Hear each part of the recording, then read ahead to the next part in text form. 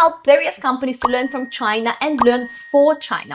When it comes to learning for China, then typically it comes in a form of research. For instance, you want to understand your consumer better, or you want to understand your industry a lot better in order to not be left behind. China is changing so fast. Right now, the economy is not doing well. So what can you do to still have market share in a year from now, while so many domestic, for example, companies are actually very fast and very innovative and very, very cool. We have worked with, for example, one of the largest beverage brands in the world that was present in mainland China, and they were expanding in the tea category. But the local competition was so strong, so their products in this tea category were not performing well. So we went in with a mission to do a research and to understand what's happening. After the research, speaking with consumers, speaking with distribution experts, looking at the shelves of the supermarkets online and offline, we came up with the recommendations, including the packaging change, including the positioning change, the flavors, and a lot more. So this could be one example to learn for China. So ultimately you're learning in order to perform better in this market. The other example could be learned from China. So we are working with a lot of international companies that want to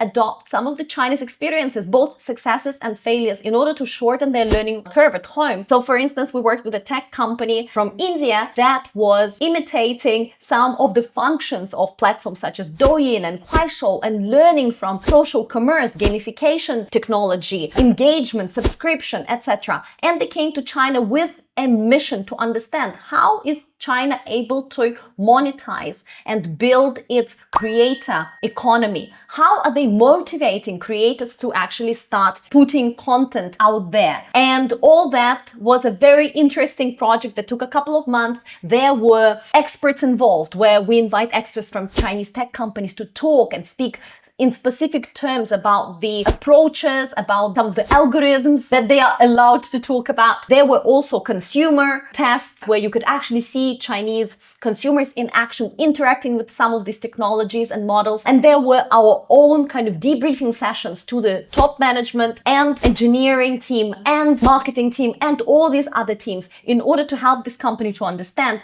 how Chinese ecosystems and tech firms in the space are actually activating and creating this new retail personalized technology. So after a couple of months, the team was trained enough to actually launch the product. Later on, they tested it in a domestic market and were quite successful with it, with further tweaks that fit local taste. Right now, they are dominating this space in the country.